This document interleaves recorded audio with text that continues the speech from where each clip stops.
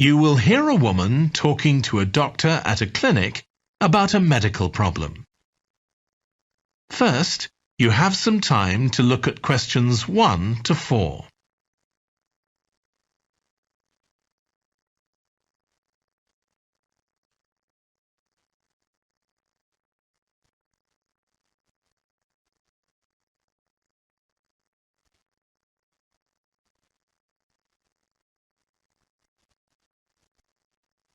You will see that there is an example that has been done for you. On this occasion only, the conversation relating to this will be played first. Hi, come and take a seat. Thank you. My name's Carl Rogers and I'm one of the doctors here at the Total Health Clinic. So I understand this is your first visit to the clinic. Yes, it is. Okay, well I hope you'll be very happy with the service you receive here. So if it's all right with you, I'll take a few details to help me give you the best possible service. Sure. So can I check first of all that we have the correct personal details for you? So your full name is Julie Ann Garcia. That's correct. The woman's name is Julie Ann Garcia. So Garcia has been written in the space. Now we shall begin.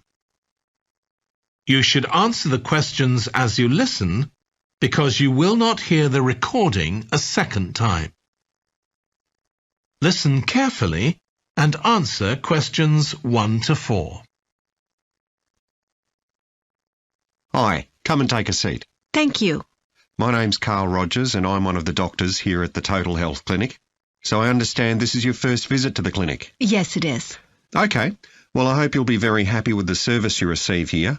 So if it's all right with you, I'll take a few details to help me give you the best possible service. Sure. So can I check first of all that we have the correct personal details for you? So your full name is Julie Ann Garcia. That's correct. Perfect. And can I have a contact phone number? It's 219-442-9785. Okay, and then can I just check that we have the correct date of birth? October 10th, 1992. Oh, I actually have 1991. I'll just correct that now. Right, so that's all good. Now I just need a few more personal details. Do you have an occupation, either full-time or part-time? Yes, I work full-time in Esterhazy's, you know, the restaurant chain. I started off as a waitress there a few years ago, and I'm a manager now. Oh, I know them. Yeah, they're down on 114th Street, aren't they? That's right. Yeah, I've been there a few times. I just love their salads. That's good to hear. Right, so one more thing I need to know before we talk about why you're here, Julie, and that's the name of your insurance company. It's Cawley Life Insurance. That's Cawley. Excellent. Thank you so much.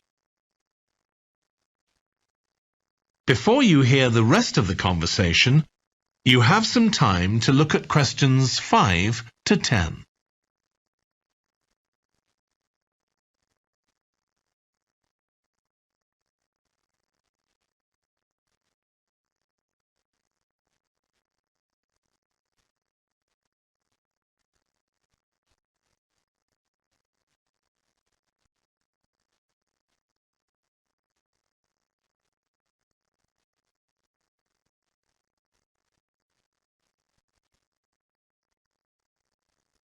Now listen and answer questions 5 to 10. Now, Julie, let's look at how we can help you. So tell me a little about what brought you here today. Well, I've been getting a pain in my knee, the left one. Not very serious at first, but it's gotten worse, so I thought I ought to see someone about it. That's certainly the right decision. So how long have you been aware of this pain? Is it just a few days, or is it longer than that? Longer. It's been worse for the last couple of days, but it's 3 weeks since I first noticed it. It came on quite gradually, though, so I kind of ignored it at first. And have you taken any medication yourself or treated it in any way? Yeah, I've been taking medication to deal with the pain, Tylenol, and that works okay for a few hours, but I don't like to keep taking it. Okay. And what about heat treatment? Have you tried applying heat at all? No, but I have been using ice on it for the last few days. And does that seem to help the pain at all? A little, yes. Good. Now, you look as if you're quite fit normally. I am, yes. So do you do any sport on a regular basis? Yes, I play a lot of tennis. I belong to a club, so I go there a lot. I'm quite competitive, so I enjoy that side of it as well as the exercise, but I haven't gone since this started. Sure. And do you do any other types of exercise? Yeah, I sometimes do a little swimming, but usually just when I'm on vacation. But normally I go running a few times a week, maybe 3 or 4 times. So your legs are getting quite a pounding, but you haven't had any problems up to now? No, not with my legs. I did have an accident last year when I slipped and hurt my shoulder, but that's better now. Excellent. And do you have any allergies? No, none that I'm aware of. And do you take any medication on a regular basis? Well, I take vitamins, but that's all. I'm generally very healthy. Okay. Well, let's have a closer look and see what might be causing this problem. If you can just get up. That is the end of section 1. You now have half a minute to check your answers.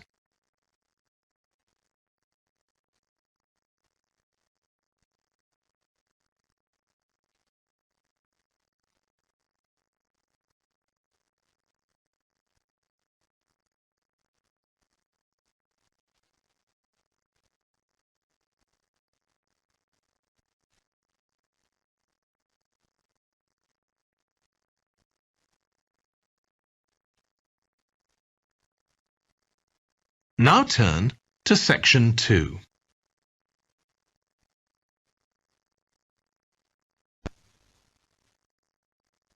Section 2.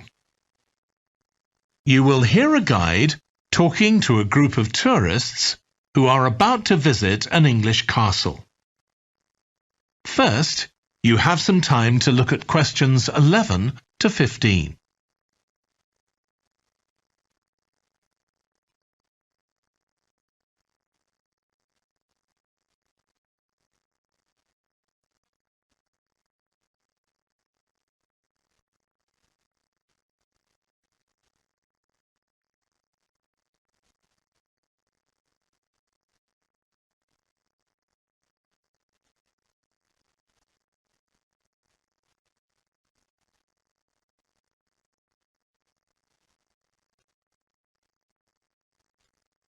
Now listen carefully and answer questions 11 to 15.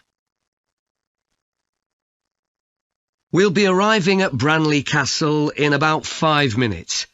But before we get there, I'll give you a little information about the castle and what our visit will include. So, in fact, there's been a castle on this site for over 1100 years. The first building was a fort constructed in 914 AD for defence against Danish invaders by King Alfred the Great's daughter, who ruled England at the time. In the following century, after the Normans conquered England, the land was given to a nobleman called Richard de Vere, and he built a castle there that stayed in the de Vere family for over 400 years. However, when Queen Elizabeth I announced that she was going to visit the castle in 1576, it was beginning to look a bit run down. And it was decided that rather than repair the guest rooms, they'd make a new house for her, out of wood, next to the main hall. She stayed there for 4 nights, and apparently it was very luxurious. But, unfortunately, it was destroyed a few years later by fire. In the 17th century, the castle belonged to the wealthy Fennis family, who enlarged it and made it more comfortable. However, by 1982, the Fennis family could no longer afford to maintain the castle, even though they received government support, and they put it on the market. It was eventually taken over by a company who owned a number of amusement parks. But when we get there, I think you'll see that they've managed to retain the original atmosphere of the castle. When you go inside, you'll find that in the staterooms, there are lifelike moving wax models dressed in costumes of different periods in the past, which even carry on conversations together. As well as that, in every room, there are booklets giving information about what the room was used for, and the history of the objects and furniture it contains. The castle park's quite extensive. At one time, sheep were kept there, and in the 19th century the owners had a little zoo with animals like rabbits and even a baby elephant. Nowadays, the old zoo buildings are used for public displays of paintings and sculpture. The park also has some beautiful trees, though the oldest of all, which dated back 800 years, was sadly blown down in 1987. Now, you're free to wander around on your own until 4:30, but then, at the end of our visit, we'll all meet together at the bottom of the great staircase. We'll then go on to the long gallery, where there's a wonderful collection of photographs showing the family who owned the castle 100 years ago having tea and cakes in the conservatory. And we'll then take you to the same place, where afternoon tea will be served to you. Before you hear the rest of the talk, you have some time to look at questions 16 to 20.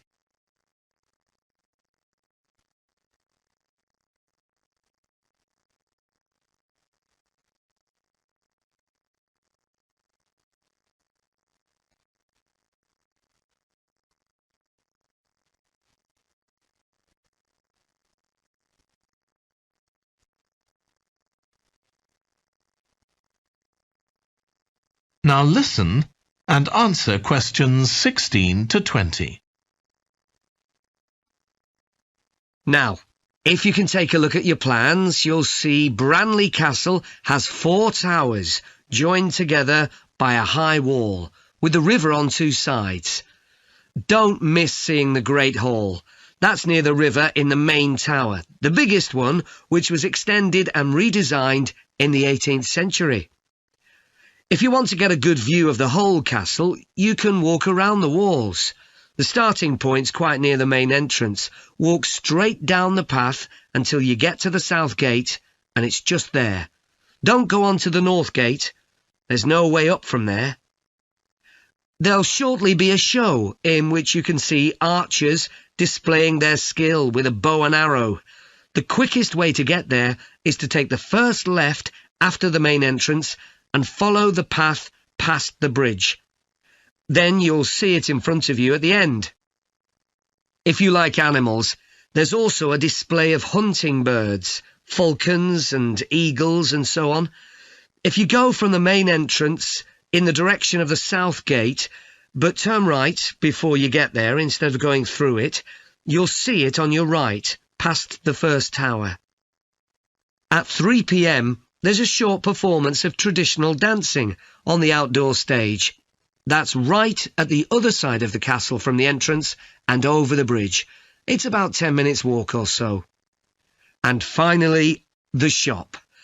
It's actually inside one of the towers, but the way in is from the outside.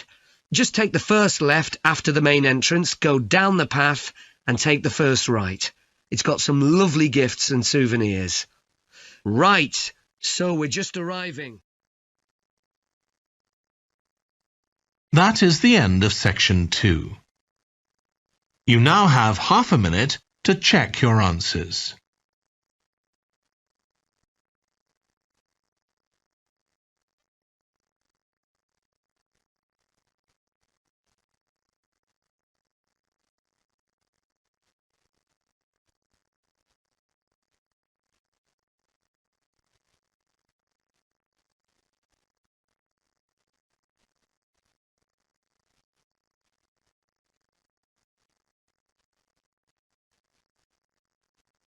Now turn to section 3.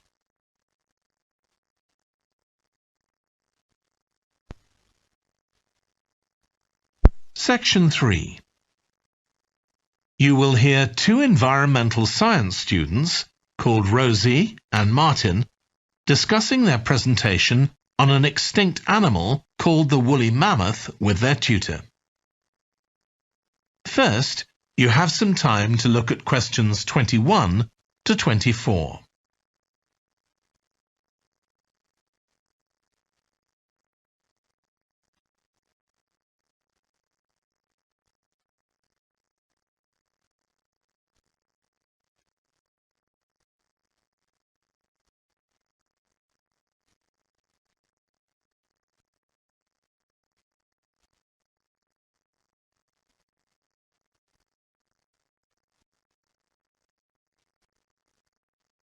Now listen carefully and answer questions 21 to 24.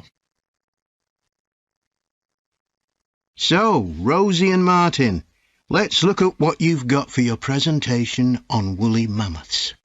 OK, we've got a short outline here. Thanks. So, it's about a research project in North America. Yes, but we thought we needed something general about woolly mammoths in our introduction to establish that they were related to our modern elephant, and they lived thousands of years ago in the last ice age. Maybe we could show a video clip of a cartoon about mammoths, but that'd be a bit childish. Or we could have a diagram. It could be a timeline to show when they lived, with illustrations. Or we could just show a drawing of them walking in the ice. No, let's go with your last suggestion. Good. Then you're describing the discovery of the mammoth tooth on St. Paul's Island in Alaska and why it was significant. Yes, the tooth was found by a man called Russell Graham. He picked it up from under a rock in a cave. He knew it was special. For a start, it was in really good condition, as if it had been just extracted from the animal's jawbone. Anyway, they found it was 6,500 years old. So why was that significant? Well, the mammoth bones previously found on the North American mainland were much less recent than that, so this was really amazing. Then we're making an animated diagram to show the geography of the area in prehistoric times. So, originally, St. Paul's Island wasn't an island. It was connected to the mainland, and mammoths and other animals, like bears, were able to roam around the whole area.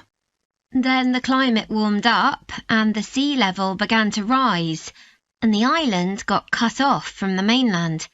So those mammoths on the island couldn't escape. They had to stay on the island. And in fact, the species survived there for thousands of years after they'd become extinct on the mainland. So why do you think they died out on the mainland? No one's sure. Anyway, next we'll explain how Graham and his team identified the date when the mammoths became extinct on the island. They concluded that the extinction happened 5,600 years ago, which is a very precise time for a prehistoric extinction. It's based on samples they took from mud at the bottom of a lake on the island. They analysed it to find out what had fallen in over time, bits of plants, volcanic ash, and even DNA from the mammoths themselves.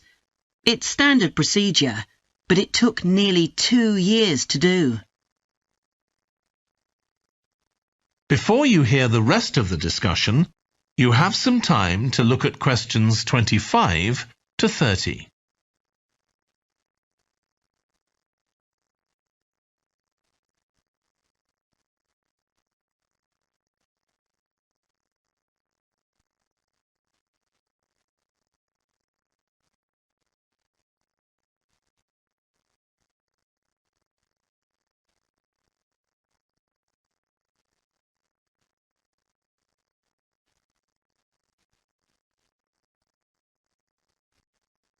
Now listen and answer questions 25 to 30. So why don't you quickly go through the main sections of your presentation and discuss what actions needed for each part? OK, so for the introduction, we're using a visual. So once we've prepared that, we're done. I'm not sure. I think we need to write down all the ideas we want to include here, not just rely on memory.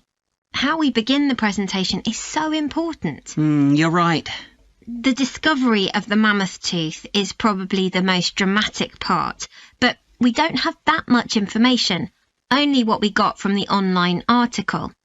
I thought maybe we could get in touch with the researcher who led the team and ask him to tell us a bit more. Great idea. What about the section with the initial questions asked by the researchers? We've got a lot on that, but we need to make it interesting. We could ask the audience to suggest some questions about it, and then see how many of them we can answer. I don't think it would take too long. Yes, that would add a bit of variety. Then the section on further research carried out on the island, analysing the mud in the lake. I wonder if we've actually got too much information here. Should we cut some? I don't think so, but it's all a bit muddled at present. Yes, maybe it would be better if it followed a chronological pattern. I think so. The findings and possible explanations section is just about ready, but we need to practice it so we're sure it won't overrun. I think it should be okay, but yes, let's make sure. In the last section, relevance to the present day, you've got some good ideas, but this is where you need to move away from the ideas of others and give your own viewpoint. Okay, we'll think about that. Now, shall we show you some of the...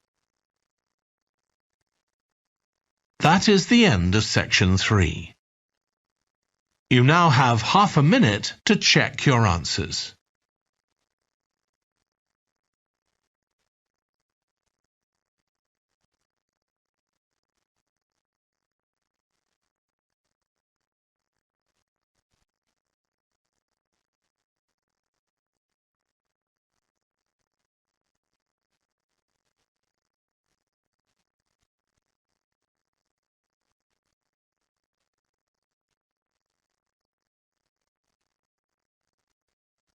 Now turn to section 4.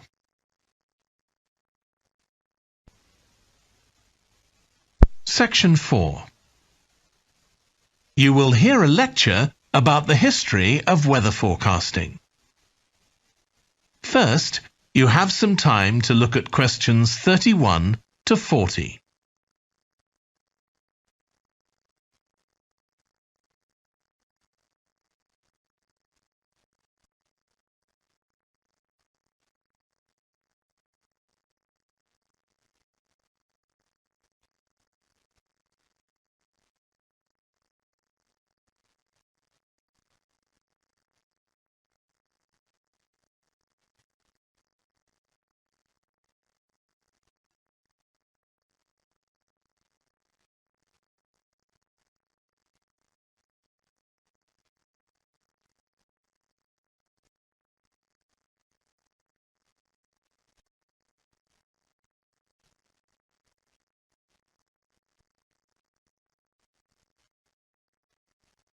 Now listen carefully and answer questions 31 to 40. In this series of lectures about the history of weather forecasting, I'll start by examining its early history. That'll be the subject of today's talk. Okay, so we'll start by going back thousands of years. Most ancient cultures had weather gods, and weather catastrophes, such as floods, played an important role in many creation myths. Generally, weather was attributed to the whims of the gods, as the wide range of weather gods in various cultures shows. For instance, there's the Egyptian sun god Ra, and Thor, the Norse god of thunder and lightning. Many ancient civilizations developed rites such as dances in order to make the weather gods look kindly on them. But the weather was of daily importance. Observing the skies and drawing the correct conclusions from these observations was really important. In fact, their survival depended on it. It isn't known when people first started to observe the skies, but at around 650 BC, the Babylonians produced the first short-range weather forecasts, based on their observations of clouds and other phenomena. The Chinese also recognized weather patterns, and by 300 BC, astronomers had developed a calendar which divided the year into 24 festivals, each associated with a different weather phenomenon. The ancient Greeks were the first to develop a more scientific approach to explaining the weather. The work of the philosopher and scientist Aristotle in the 4th century BC is especially noteworthy, as his ideas held sway for nearly 2,000 years. In 340 BC, he wrote a book in which he attempted to account for the formation of rain, clouds, wind, and storms. He also described celestial phenomena such as halos, that is, bright circles of light around the sun, the moon, and bright stars, and comets. Many of his observations were surprisingly accurate. For example, he believed that heat could cause water to evaporate, but he also jumped to quite a few wrong conclusions, such as that winds are breathed out by the earth. Errors like this were rectified from the Renaissance onwards.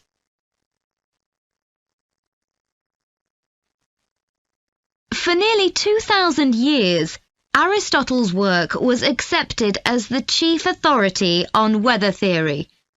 Alongside this, though, in the Middle Ages, weather observations were passed on in the form of proverbs, such as red sky at night, shepherd's delight, red sky in the morning, shepherd's warning. Many of these are based on very good observations and are accurate, as contemporary meteorologists have discovered.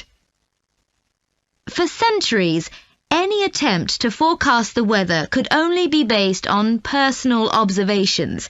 But in the 15th century, scientists began to see the need for instruments. Until then, the only ones available were weather vanes to determine the wind direction and early versions of rain gauges.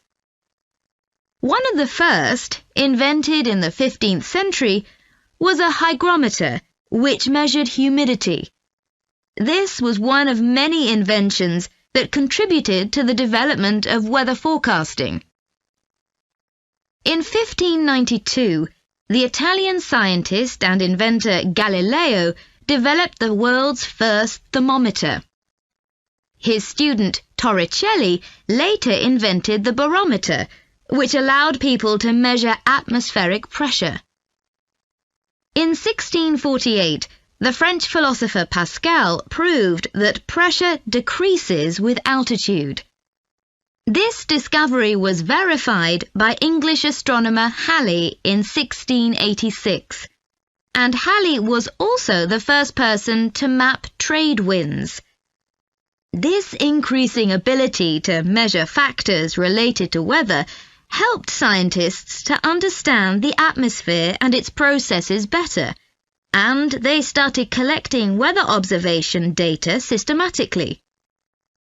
In the 18th century, the scientist and politician Benjamin Franklin carried out work on electricity and lightning in particular, but he was also very interested in weather and studied it throughout most of his life. It was Franklin who discovered that storms generally travel from west to east.